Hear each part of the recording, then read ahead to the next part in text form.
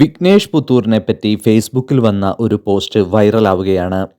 ഈ ചെറുപ്പക്കാരനെ അറിയാത്ത ക്രിക്കറ്റ് പ്രേമികൾ ആയ ഇന്ത്യക്കാർ ഒരുപക്ഷെ ഇപ്പോൾ ഉണ്ടാവില്ല.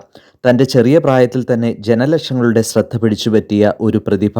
മുംബൈ ഇന്ത്യൻസിൻ്റെ തിളങ്ങുന്ന താരമായ വിഘ്നേഷ് പുത്തൂരിനെ പറ്റി കഴിഞ്ഞ ദിവസം ഒരു പ്രവർത്തകൻ പറയുമ്പോൾ അദ്ദേഹം പറഞ്ഞ ഒരു വാക്ക് എന്നെ വളരെ ചിന്തിപ്പിച്ചു. നമ്മുടെ ഗവൺമെൻറ്റും ക്രിക്കറ്റ് അസോസിയേഷനും ഒന്ന് ശ്രമിച്ചാൽ ഇതുപോലെ കഴിവുള്ള പല വ്യക്തികളെയും കണ്ടുപിടിക്കാൻ സാധിക്കും എന്നത് ശരിയാണ്.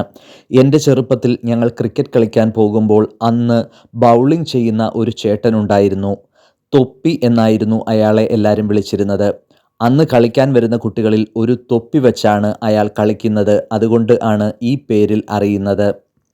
തൊപ്പിയാണ് ബൗൾ ചെയ്യുന്നത് എന്ന് കേട്ടാൽ ബാറ്റിങ്ങിന് നിൽക്കുന്ന വ്യക്തി ഒന്ന് പേടിക്കും. അത്രയ്ക്ക് ഫാസ്റ്റ് ബൗളിംഗ് ആണ്. അന്ന് ഞങ്ങൾ എല്ലാവരും പറയുമായിരുന്നു അയാൾ ഇന്ത്യൻ ടീമിൽ കയറും എന്ന്. പക്ഷേ ഇപ്പോൾ അയാൾ എവിടെയാണ് എന്ന് പോലും അറിയില്ല. സാധാരണ ഒരു ഗ്രാമത്തിലെ ഒരു വ്യക്തിക്ക് എന്ത് അവസരം ലഭിക്കാനാണ്? എനിക്കറിയാവുന്ന വേറെ ഒരു വ്യക്തി കേരള ടീമിൽ സെലക്ഷൻ ആയതാണ്. എന്നാൽ പ്രതീക്ഷിച്ച അവസരങ്ങൾ പിന്നീട് ലഭിച്ചില്ല. ഇപ്പോൾ വേറെ ജോലി ചെയ്ത് ജീവിക്കുന്നു. ആ മാധ്യമ പ്രവർത്തകൻ പറഞ്ഞതുപോലെ കഴിവുള്ള കുട്ടികൾക്ക് അവസരങ്ങൾ ലഭിക്കട്ടെ.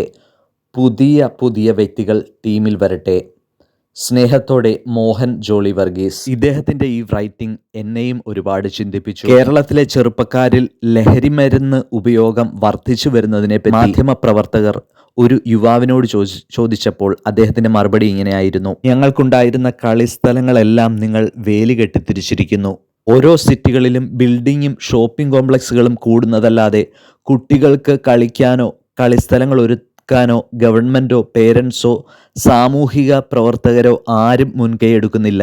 സ്പോർട്സിനും എക്സസൈസിനും പ്രാധാന്യം കൊടുക്കാത്തത് മൂലം ഇൻ്റർനെറ്റിലേക്കും ലഹരിയിലേക്കും അമിതമായി അകപ്പെട്ടു പോകുന്നു. ഇതിന് കുട്ടികളെ മാത്രം കുറ്റം പറഞ്ഞിട്ട് കാര്യമില്ല.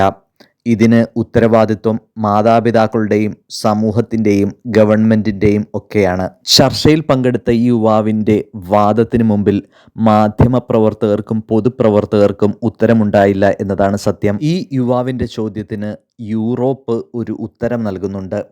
കേരള സംസ്ഥാനത്തിനേക്കാൾ അല്പം കൂടി വലിപ്പം മാത്രമുള്ള അയർലൻഡ് എന്ന കുഞ്ഞു രാജ്യത്തിൽ പോലും ഇവിടുത്തെ ക്യാപിറ്റൽ സിറ്റിയായ ഡബ്ലിനിൽ പോലും എല്ലാ 5 കിലോമീറ്ററുകൾക്കും ഉള്ളിൽ ഏക്കർ കണക്കിന് വിസ്തൃതിയിലുള്ള മൈതാനങ്ങളാണ് കുട്ടികൾക്കും യുവാക്കൾക്കുമായി ഒരുക്കിയിരിക്കുന്നത്. കുട്ടികൾക്കിടയിലുള്ള ലഹരി ഉപയോഗങ്ങൾ വർദ്ധിച്ചു വരുന്നതിനാലാണ് ഇവിടുത്തെ മാതാപിതാക്കൾ കുട്ടികളെ കൂടുതൽ സ്പോർട്സിലേക്ക് വഴി തിരിച്ചുവിടാൻ ശ്രമിക്കുന്നത്.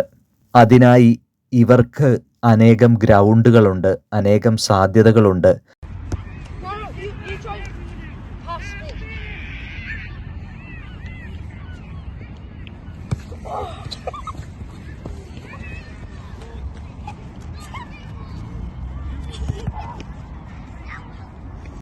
ഇതൊരു വലിയ ഗ്രൗണ്ടാണ്. ഇത് ഏകദേശം ഒരു 10 ഏക്കറോളം വരും. കണ്ടില്ലേ, ഇങ്ങനെ നീണ്ടു നിവർന്ന് കിടക്കുകയാണ്. ഇതിൻ്റെ സൈഡിലായിട്ട് കുട്ടികൾക്ക് കളിക്കാൻ പറ്റുന്ന ഒരു പാർക്കുണ്ട്, വലിയ ഫുട്ബോൾ ഗ്രൗണ്ട് ഉണ്ട്. പല തരത്തിലുള്ള ടീമുകൾ, കൊച്ചു കുട്ടികൾ മുതൽ ഇവിടെ കോച്ചിങ് ചെയ്യുന്നു, അവർ തന്നെ വന്ന് കളിക്കുന്നു. അപ്പോൾ കുട്ടികളെ ഈ അമിതമായിട്ട് നമ്മൾ ഈ മർദ്ദിക്കുകയും അല്ലെങ്കിൽ അതുപോലെയുള്ള ഒരു സാഹചര്യം ഒഴിവാക്കാൻ അവർക്ക് കളിക്കാനുള്ള അവസരങ്ങൾ കൊടുക്കുക എന്നുള്ളതാണ് അവർ ഒരു ലക്ഷ്യമാക്കുന്നത്. അപ്പോൾ ഇത് നമ്മൾ മലയാളികൾക്കും ഒക്കെ കണ്ടുപിടിക്കാവുന്ന ഒരു കാര്യമാണ്.